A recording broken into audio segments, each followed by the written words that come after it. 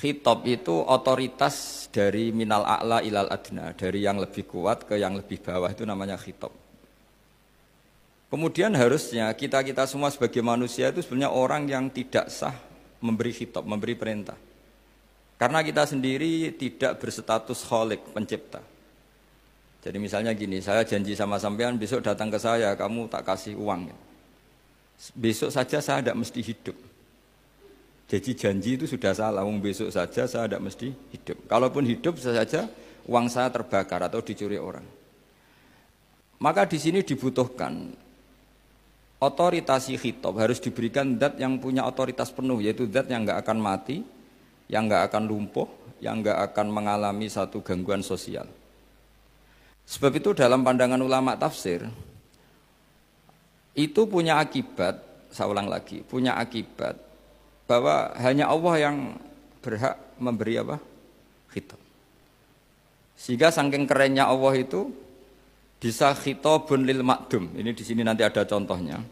Sesuatu yang enggak ada kemudian Allah bilang kun menjadi ada.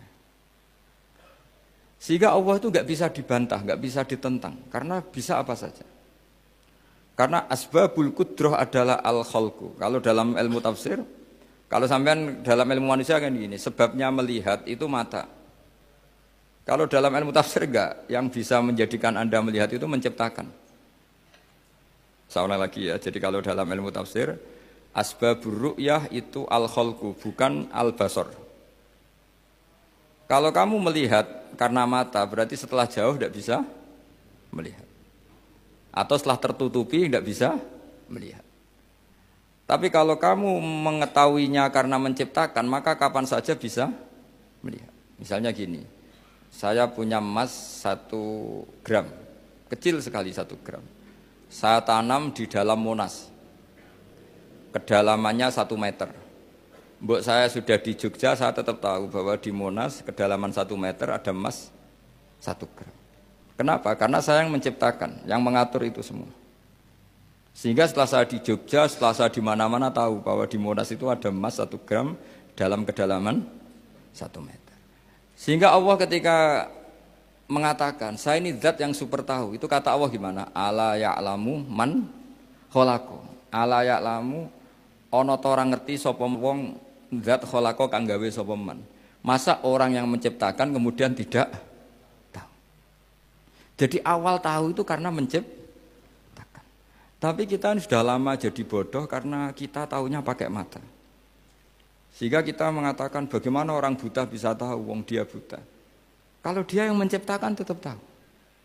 Tadi misalnya orang buta di kamar mandinya masang paku atau masang apa. Dia tahu kalau di kamar mandi saya ada paku. Kenapa kok tahu? Karena yang masang saya.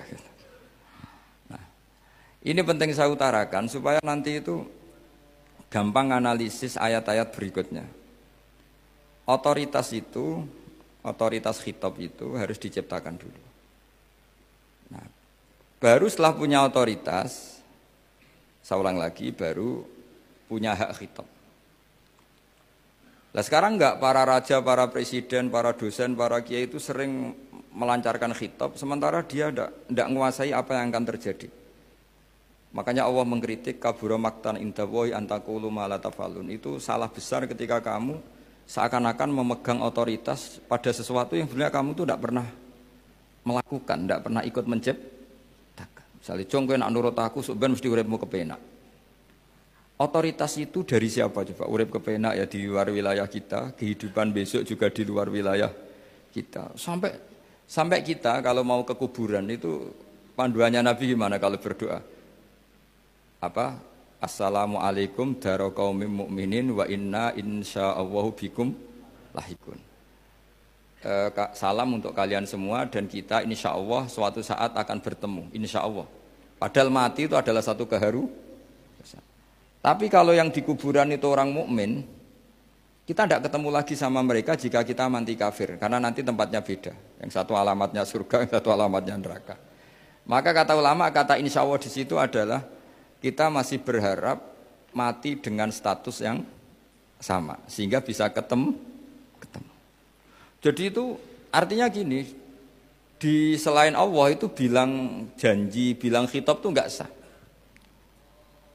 Dulu Kanjeng Nabi Muhammad SAW itu saking yakinnya setiap problem itu ada malaikat Jibril datang, saking yakinnya. Suatu saat ada orang Yahudi tanya, Muhammad kalau kamu Nabi betul, beritahu kami tentang Dzulqarnain, beritahu kami tentang Ruh, beritahu kami tentang Luqman Al-Hakim.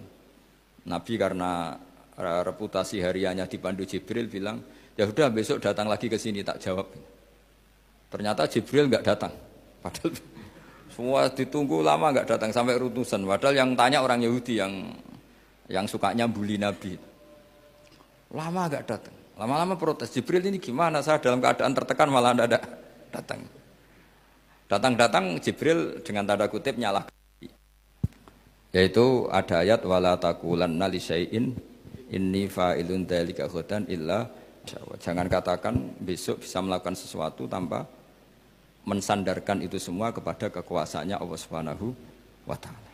Akhirnya semenjak itu Nabi mensyariatkan kalau kamu janji harus mengatakan insyaallah.